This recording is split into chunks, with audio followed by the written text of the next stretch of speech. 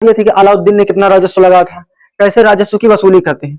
आज हम लोग देखेंगे दिल्ली सल्तनत का आर्थिक स्थिति, उसमें कुछ राजस्व का भी पढ़ लेंगे, थोड़ा बहुत जो छूटा था। देखो, जो दिल्ली सल्तनत के राजस्व का निर्धारण करते थे वो 3 तरीकों से करते थे। जैसे जमीन से कितनी उपज हो रही है उसका निर्धारण किस तरीके से करेंगे, केवल 3 तरीका था। पहला तरीका जो था वो था बटाई। क्या था? बटाई का तरीका। इसमें 3 प्रकार के, पहला जो था खेत बटाई। बटाई में कितने प्रकार थे? 3 प्रकार के। पहले था कौन सा? खेत बटाई। इसमें क्या होता था, खेत में खड़ी फसल पर ही क्या हो जाता था, राजस्व का निर्धारण आते थे।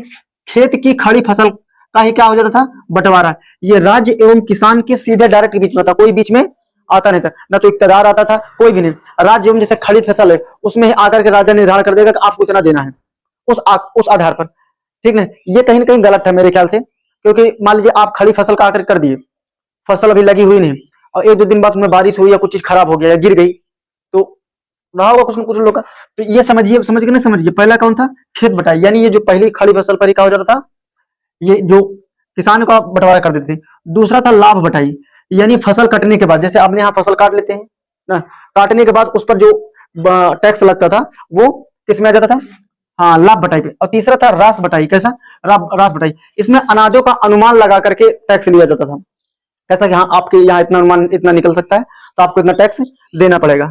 अगला होता था दूसरा वाला नंबर, ये तो बटाई हो गया ना, बटाई 3 प्रकार का, पहला खेत बटाई, लाभ बटाई और रास बटाई। ठीक, अगला कौन था? मसाहन। ठीक है ना, मसाहन। ठीक, इसमें क्या होता था कि भूमि की पैमाइश के आधार पर अच्छे तरीके से, भूमि की पैमाइश, पहले जैसे नाम आता है समझा था भाई, अलाउद्दीन खिलजी था, इसने भूमि की पैमाइश करवाया था। तो उसने बिस्वा एक निर्धारण किया था, जो बिस्वा आज भी चलता है ना, जिसको गांव बिस्सा कहते हैं, उसने किसने बनाया था? अलाउद्दीन खिलजी ने। उस आधार पर क्या करता था, टैक्स लेता था। ठीक, तो वो मसाहन में आ जाता था। देखो, और एक मुक्ताई होता था। ये मुक्ताई क्या होता था? तीसरा नंबर मुक्ताई। यह हिस्सा बाजार प्रणाली पर आधारित था। किस पे? बाजार प्रणाली पर आधारित। तो 3 प्रकार से भू राजस्व लिए जाते थे। पहला हो गया बटाई, दूसरा मसाहन, और तीसरा हो गया मुक्ताई। आ जाएगा कि मुक्ताई क्या है, तो ऑप्शन दे देगा, तो उसमें से यह एक प्रकार का कैसा है, हाँ, क्या है? कर है, कृषि पर कर हो गया। ठीक, देखो, कर निर्धारण के तरीके में महत्वपूर्ण परिवर्तन किसने किया था? अलाउद्दीन खिलजी। कर निर्धारण के तरीके में महत्वपूर्ण परिवर्तन किसने किया था? अलाउद्दीन खिलजी। देखो, इसने क्या किया था, इसलिए वैसे ने अंदाज के नहीं लेता था कि आप अंदाज कितनी हो गई, उन्होंने कहा नहीं, हम प्रॉपर तरीके से भूमि की पैमाइश कराएंगे। यानी उसने पूरा भूमि की पैमाइश पर क्या दिया था इसने? जोर। यानी भूमि की पैमाइश कराने पर जोर दिया था, क्योंकि जो हमको टैक्स मिले, क्योंकि उसने सपना देखा था ना सिकंदर द्वितीय का, कि हमको विश्व विजेता बनना है। उसके लिए क्या चाहिए? उसको पैसा चाहिए। और पैसा क्या लेगा? जब टैक्स बढ़िया से लेगा तब। ठीक है ना, टैक्स अच्छे से लेगा, पैसा उसके पास रहेगा तब ना, पहले लड़ेगा, युद्ध करेगा, लेकिन वो त्याग भी देता है। तो भूमि की पैमाइश पर किसने जोर दिया था? अलाउद्दीन खिलजी ने। इसने भूमि दर को 50% कर दिया था। सोचो, 50%। आप ही सोचो कि आज आपके खेत में मान लीजिए कि 2 कुंटल निकल रहा है, 1 कुंटल सरकारी उठा ले जाए, 1 कुंटल में अपना सब काम करो, खिलाओ पिलाओ बेचो, उसी में पूरा जीवन चलाओ, तो किस तरीके से रहेगा? तो इसने भूमि दर को कितना बढ़ा दिया था? 50% कर दिया था। और अलाउद्दीन बोला था कि जिसकी भू राजस्व बकाया है, नहीं समझे, कोई लोग कहता कि इस बार नहीं हुआ सुल्तान साहब, अगली बार, पिछली बार ले लीजिएगा या नेक्स्ट टाइम ले लीजिएगा, तो उसने एक विभाग ही बना दिया कि इसका सबको लिख के रख, सबको क्या करो, लिख के रखो, जो जो छूटा हुआ उसका अगले बार लेना पक्का। ठीक, तो उसने भू राजस्व बकाया वसूली के लिए एक विजारत शाखा बना दी। कौन शाखा बना दी?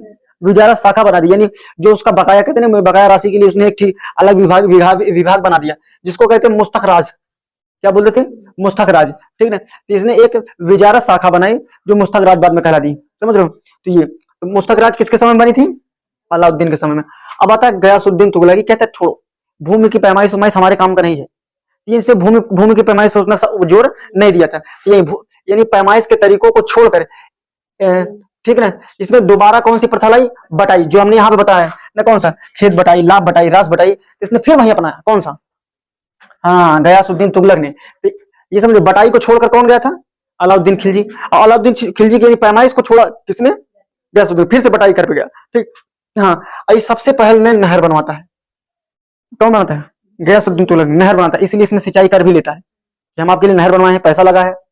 ठीक है, नहर को इधर से उधर करने में, आपके खेत तक हम लेके आए हैं नहर, तो इसके लिए आपको टैक्स देना पड़ेगा। तो उसमें ये बाद में क्या लेता है? सिंचाई कर भी लेता है। यानी इसने बटाई प्रथा दोबारा प्रचलन में ला दी। ठीक, अच्छा, एक और था मोहम्मद बिन तुगलक ना, MBT, मोहम्मद बिन तुगलक। इसने पृथक कृषि विभाग ही बना, जिसको दीवान को ही बोला ना, क्या बनाता है, पृथक कृषि विभाग। अच्छा कहोगे सर जी इस विभाग का काम क्या था, इस विभाग का इतना काम था कि माल गुजारी के तरीकों को ठीक ढंग से सुचारू रूप से लागू करना। यहाँ पे क्या लगा, इस विभाग का कार्य माल गुजारी को ठीक प्रकार से क्या करना था, चलाना था। आगे चल के बताएंगे कि माल गुजारी जो अंग्रेज लाया तो हार्ड मैकेंजी था, कौन सा, हार्ड मैकेंजी, आगे चल के बताएंगे वो। अच्छा और इस विभाग का क्या कोई काम नहीं था, बस माल गुजारी व्यवस्था को ठीक ढंग से चलाना था, इसका और काम भी था, यानी जो भूमि बंजर है यानी कृषि योग्य नहीं है उसको कैसा बनाना, कृषि योग्य यानी खेती योग्य भूमि को बनाना, किसका काम था, दीवान एक वही का। ये एमबीटी बहुत पढ़ा लिखा था, ये हमने बताया था कि अच्छा काम करना चाहता था, लेकिन इसके साथ क्या हो जाता था, खराबी हो जाता था। इसने राजधानी बदला, वो सक्सेस नहीं हुआ, ठीक है, सैनिकों को पहले पैसा दे दिया, वो सक्सेस नहीं मिला, पैसा बदल दिया, वो सक्सेस नहीं हुआ, बेचारे के साथ में हल गए। बाद में इसको कहते हैं कि राजा को प्रजा से, प्रजा को राजा से मुक्ति मिल गई इसके मारने पर, कहते हैं नहीं कहते हैं। हाँ तो ये दीवान एक वही विभाग का समझ गए, समझ गए क्या काम था। देखो इसने एक और कर लेता तो उसने कृषकों से सोनधर तकावी ऋण लिया था, किसने, या सोनधर या तो तकावी एक ऋण लेता है, जो बाद में फिरोज शाह तुगलक आके उसको क्या कर देता है, माफ कर देता है। फिरोज शाह तुगलक इतना बढ़िया आदमी था कि ये नहरों का पूरा जाल बना देता है। नहर पहली बार किसने बनाता है, गयासुद्दीन, और नहरों का जाल कौन बिछा देता है, फिरोज शाह तुगलक, ठीक है ना। हाँ तो ये 24 कष्टदायी करों को समाप्त कर देता है, जब पढ़ा रहे होंगे इसके बारे में तो बताए होंगे, इसने 24 कष्टदायी करों को क्या किया था, समाप्त कर दिया था। उसी में से एक लिया था सिंचाई कर, जैसे हक ए सर्व बोला था, क्या बोला था, हक ए सर्व, यानी ये 10% होता था 1/10, ठीक है ना, 10% ये होता था। अब आता सिकंदर लोधी। सिकंदर लोधी भूमि के पैमाइश के लिए गज सिकंदरी, यानी फिर से इसने भूमि के पैमाइश अपना लिया, कौन, गज सिकंदरी, यानी एक प्रकार से ये लगता है कि भूमि की पैमाइश कहीं ना कहीं एक्यूरेट डेटा देती थी, किसके लिए, टैक्स के लिए, नहीं समझे कि भूमि की आपकी इतनी भूमि है तो आपको इतना टैक्स देना पड़ेगा, ठीक है ना। ये उस समय की बात है कि बंजर है भूमि कैसी है तो उस आधार पर लोग निर्धारित करते होंगे। ये नहीं कि 1 बीघा भूमि है वो बंजर है तब वो आपको उपजाऊ भूमि के बराबर टैक्स देना पड़ेगा। 1 बीघा, जैसे 1 बीघा उपजाऊ भूमि हुई और 1 बीघा जो है बंजर भूमि हुई, 1 बीघा वाले पे जो उपजाऊ है उस पर ज्यादा अनाज होगा और जो बंजर है उस पर कम अनाज होगा, तो वो लोग निर्धारित करते होंगे पैमाइश करा करके 1 बीघा ये भी जमीन है, 1 बीघा ये भी जमीन है, लेकिन इस वाले पे उपजाऊ भूमि है तो इस पे ज्यादा टैक्स लेंगे और ये वाली बंजर है अपेक्षाकृत इससे कम टैक्स लेना है, समझ लो। तो भूमि के उसने पैमाइश कराया था। इसने माप के लिए क्या चला था, गज ए सिकंदरी, कितने इंच का होता था हमने बताया था, हाँ 30 इंच का होता था। अब देखो ये सभी समझ लेने, आर्थिक स्थिति हम लोग समझ लिए हैं, समझ लो। अब देखते हैं कि क्या कुछ तकनीकी का विकास हुआ था इसके समय में, दिल्ली सल्तनत में क्या कुछ तकनीकी का विकास हुआ था और उद्योग एवं व्यापार कहाँ किस लेवल पे था, वो चीज समझते। देखो तकनीकी में ये लोग चरपहिया बना लिए थे, ये नहीं चरपहिया नहीं मतलब कि इक्का गाड़ी हो गया, जैसे जैसे क्या हो गया, इक्का गाड़ी हो गया, रथ हो गया, ये सभी चीज बना लिए थे। ये तो महाभारत के समय भी बन गया था इक्का गाड़ी रथ वगैरह, ठीक है ना। ये दिल्ली सल्तनत में प्रचलन में थी, ठीक। दूसरा नंबर नौका का निर्माण, ये थोड़ा सा है नौका का निर्माण, क्योंकि भारतीय लोग ये उनका क्या कह सकते हैं कि एक प्रकार से वो था कि मिथ्या थी कि समुद्र में कदम रखना ही नहीं ना। ये लोग क्या किए थे, नौका निर्माण चालू किया था। कैसे पता चलता है, देखो देवल पर जब आक्रमण हुआ था, देवल पर इसीलिए आक्रमण हुआ था कि वो व्यापारिक दृष्टि से बहुत ही क्या है, महत्वपूर्ण है, ठीक। देवल पर आक्रमण हुआ, उसके बाद इसके बाद ये भी मध्यकाल में देवल जो था समृद्ध था, ये भी छोड़ो, अंतरराष्ट्रीय बंदरगाह तो वहां थी देवल में। और खंबात की खाड़ी ये रेशम के लिए प्रसिद्ध था, रेशम का यहाँ से निर्यात होता था अच्छा खासा, इसलिए पता चलता है कि हाँ ये लोग नौका बना लिए होंगे, यानी बंदरगाह था तो नौका रहेगा। ऐसा नहीं है कि तैर के अपना व्यापार करते रहेंगे, कितनी दूर तक करेंगे, मर जाएंगे, ठीक। ये नौका का निर्माण। दूसरा का नंबर बनारस। बनारस में विशेष प्रकार की पगड़ियों का निर्माण होता था। ये भी क्या दर्शाता है कि व्यापार उद्योग क्या कहते हैं, अच्छे लेवल पर था। यहाँ से क्या होता था, बनारस से पगड़ियों का क्या होता था, निर्यात है, ठीक है। एक्सपोर्ट होता है, इंपोर्ट मतलब खरीदना होता है, इसको आयात बोलते हैं। एक्सपोर्ट मतलब क्या होता है, किसी चीज को बेचना है, निर्यात कर देते हैं, ठीक ना। यहाँ से पगड़ियों का, फिर उसके बाद क्या, मार्को पोलो जो था वो लाहौर से इस्पात निर्यात का उल्लेख करता है। यहाँ से क्या कहते हैं कि इस्पात यानी लोहा जो है वो बिचता है, निर्यात होता है, ठीक है। पहले बताते सुलेमान एवं किरथक पहाड़ियों के बीच में क्या मिला था, बहुत तांबे का ढेर मिला था। सुलेमान किरथक पहाड़ी जब वो पढ़ाया, सिंधु घाटी सभ्यता पढ़ा रहे तो बताया नहीं थे, हाँ। तो सुलेमान किरथक कहाँ है, पहाड़ियां पाकिस्तान में, ठीक। अब देखो भारत जो था सूती वस्त्रों के लिए क्या था, प्रसिद्ध था पहले से। उत्तम किस्म के सूती वस्त्र यहाँ से क्या होते थे, बेचे जाते थे। ये सभी किसमें बता रहे हैं, उद्योग एवं व्यापार एवं उद्योग में, ठीक। भारत में जो था नील भी प्रसिद्ध था, यहाँ से नील भी क्या होती थी, बेची जाती थी। जैसे आज आर्टिफिशियल नील आ गई है कपड़े को कलर करने के लिए, किसी चीज को कलर करने के लिए, तब ऐसा साधन नहीं था। तब पेड़ में से ही नील को उगाते थे, उसी में कलर डाल करके अपना कपड़े को क्या करते थे, कलर करते थे। पहले स्कूल का जो ड्रेस था हम लोग क्या करते थे, नील से उसको व्हाइट रहता था, उसको हल्का नीलियाते थे, कहते नीलिया लो ना, और बाद में उसको शरीर में पूरा नीला नीला हो जाता था, ठीक है, तो ये क्या होता है, निर्यात करते थे। अच्छा, भारत वाले कुछ खरीदते भी थे, आयात करते थे, जैसे घोड़े का आयात करते थे। घोड़े का आयात जो था वो तुर्किस्तान एवं ईरान से होता था। कहां से? तो ईरान से अंगूर भी खरीद के लाते थे। ठीक, किसी को याद है कि जो उसका चंद्रगुप्त मौर्य का लड़का था, हाँ, बिंदुसार, वो कहां से सूखी अंजीर एवं मदिरा को मंगाया था? एंटियोकस से, ईरान से।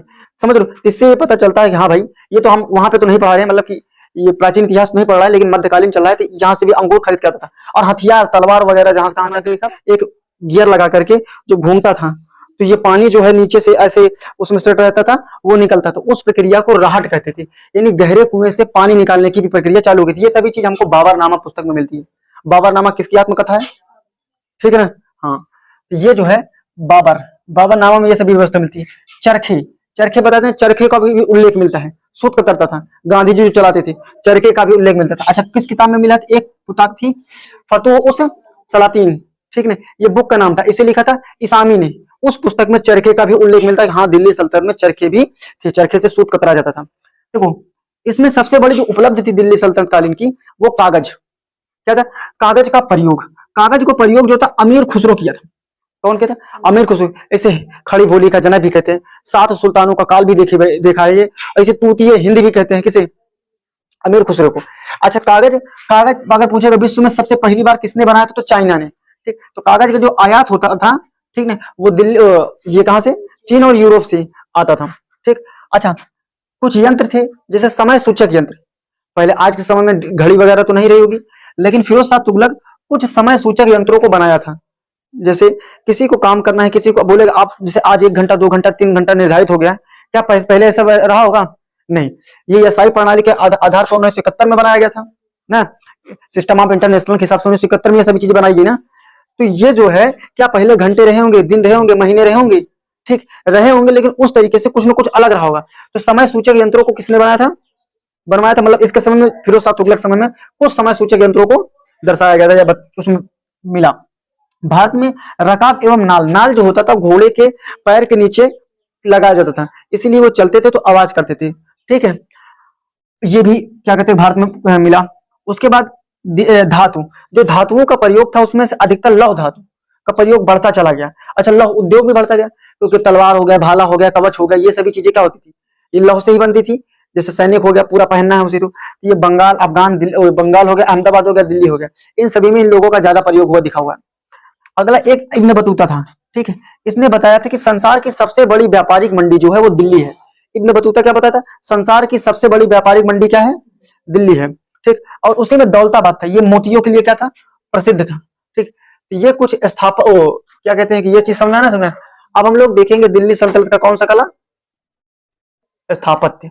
ठीक ना, स्थापत्य